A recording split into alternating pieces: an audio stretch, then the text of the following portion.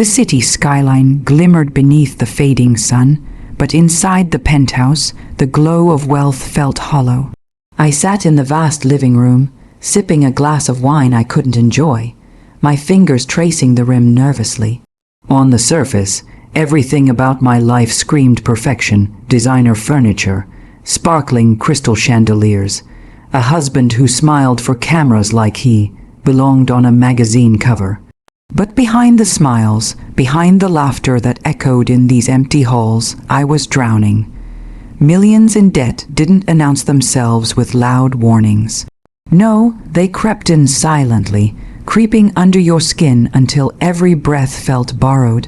I had tried to keep up appearances, kept my expensive tastes and social obligations, but the numbers on the screen haunted me, numbers I could no longer ignore. The bills weren't just piling up, they were stacked like gravestones, reminding me every day that the life I lived was built on a foundation of sand. And yet my husband, Julian, he was everything people envied: charismatic, wealthy, untouchable. In public, he held my hand and whispered sweet things, the perfect picture of marital bliss. But behind closed doors, Julian had his own shadows. He was patient, calculating, observant. I often wondered if he noticed my panic, the way my eyes darted to the bank statements like a guilty child caught stealing. But he never spoke, he never questioned, and I was grateful. Until one sleepless night, staring at the ceiling, it hit me I had to protect him. Not just from me, but from the avalanche of debt that threatened to consume our lives.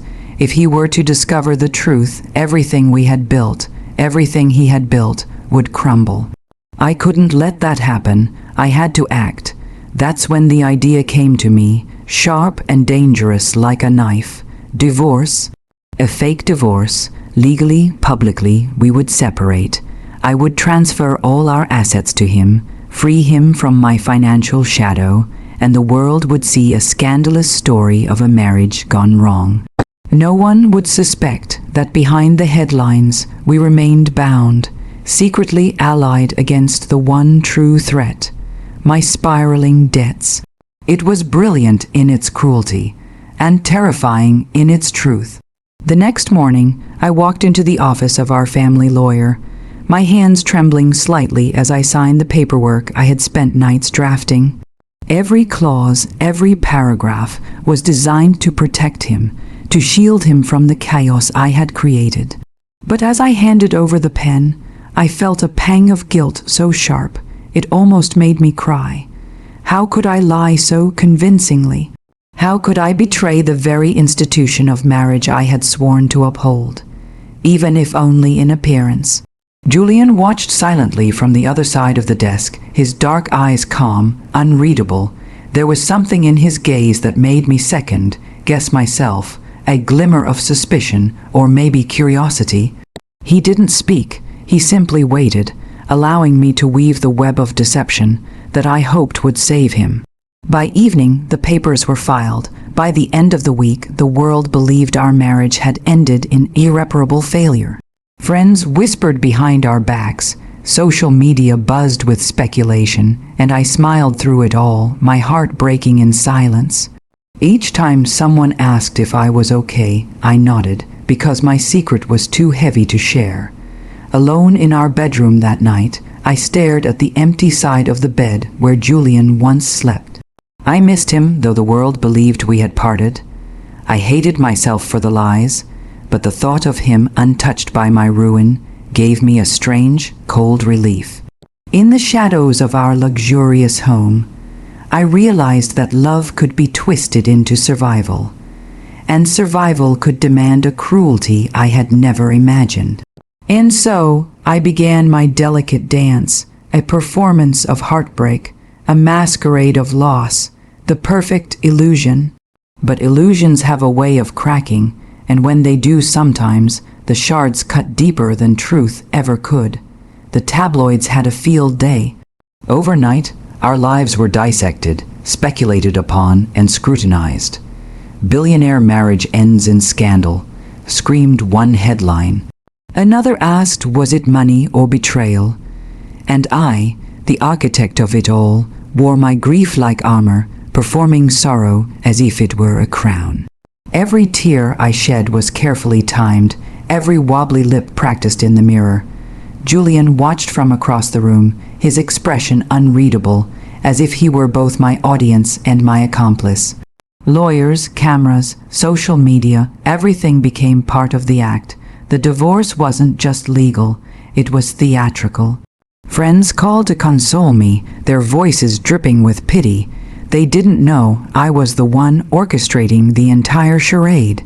They didn't know that behind my trembling hands and forced sighs, I was transferring our estate, everything we had built together, into Julian's name. He would be untouchable, free from the crushing weight of my mistakes. I thought I was doing the right thing.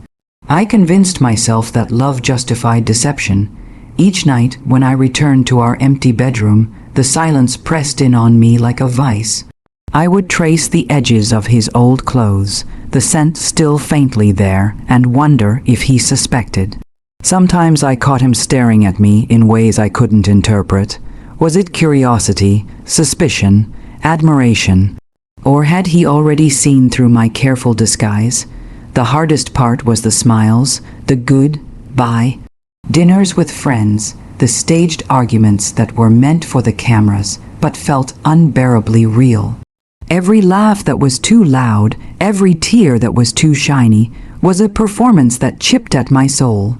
My heart ached with the weight of loving him while pretending to hate him. And yet, the thought of him safe, of him shielded from the storm I had created, kept me moving forward. But shadows have a way of whispering the truth. One evening, Julian cornered me in the kitchen, leaning casually against the counter, a glass of whiskey in his hand. "You're very convincing," he said softly, almost a challenge. My stomach twisted. Did he know? Could he feel the deception I had woven so carefully? I forced a laugh, brushing it off as a joke. "I have to be," I said, trying to keep my voice light. But inside, panic clawed at me. The public statements were next. We had rehearsed them, choosing words that hinted at irreconcilable differences, emotional distance, and personal growth. Every sentence was a dagger hidden in velvet. I delivered mine in a trembling voice, pretending to hurt, pretending to betray. Cameras flashed, microphones hovered, and the world swallowed our narrative whole. Meanwhile, I was hollow inside, each word a reminder of the life I was pretending to leave behind. And yet, despite the pain, there was a strange thrill. Power, even disguised as helplessness, coursed through me. I was in control of everything: the story, the estate, his safety, my secret. But Julian remained the enigma. He was calm, unnervingly so. Sometimes I thought he knew more than he let on, that he could see the cracks beneath my practiced smiles. It terrified me because I was playing with fire, and I wasn't sure who would get burned first. By the time the divorce was finalized, I felt both liberated and hollow. The world had its version of us, and we had our secret truth.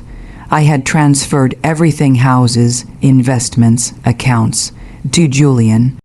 Every asset was now under his name. He would be safe from my mistakes, untarnished by my debt. Yet the cost was immense: my heart, my pride, and the illusion of normalcy. Alone that night, I allowed myself a single, private moment of grief.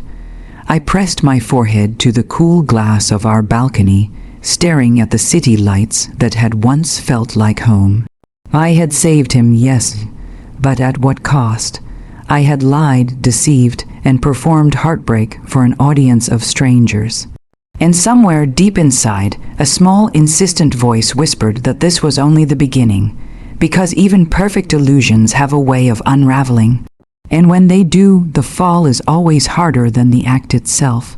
The first weeks after the divorce were eerily quiet. Our penthouse, once alive with laughter and clinking glasses, now felt like a museum of memories. Julian moved through the rooms with an almost ghostly calm, touching nothing, speaking little, his presence both comforting and unsettling.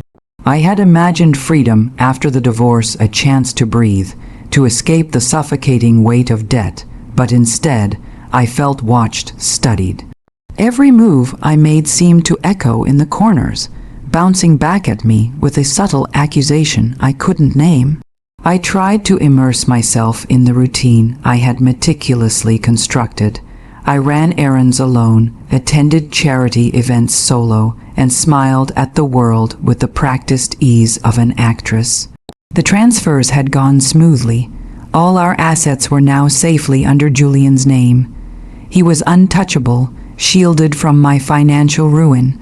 And yet a gnawing unease settled in my chest, growing louder each day. Something was off. Julian began making small, quiet adjustments to the estate. Not dramatic changes, but subtle shifts. A rearranged portfolio here, a signed document there. At first, I chalked it up to his meticulous nature, the side of him I had always admired, careful, precise, disciplined. But the glances he gave me, the ones that lingered too long, made my stomach twist. He wasn't just observing. He was calculating, watching, waiting. Friends and acquaintances treated me differently now. Some whispered behind my back, their sympathy tinged with suspicion. Others offered advice, almost patronizing, about how to move on or take control of my life. Every smile felt fake, every compliment hollow. I had always known appearances were fragile, but now they seemed like weapons pointed at my chest. The divorce had been a performance for the world, but the real stage, the one between Julian and me, was far more dangerous. One evening, I found a letter tucked between the pages of a book I had left on the living room table. It wasn't addressed to me, but the handwriting was unmistakable, Julian's. My heart stuttered as I unfolded it. The words were careful, measured, almost casual, yet underneath, I could feel the sharp edge of intelligence and intent. He knew, of course he knew, he had to. He couldn't have been as naive as I had believed. The realization hit me like a physical blow. The divorce, the transfers, the sacrifice I had made, all of it had been observed, analyzed, and understood by the one person I thought I was protecting. A shiver ran down my spine as I considered the possibilities. Was he angry, amused, planning something I couldn't yet see? I had thought myself clever, strategic, untouchable, but now I understood that Julian's mind was a labyrinth, and I was only beginning to navigate its shadows. Sleep became elusive.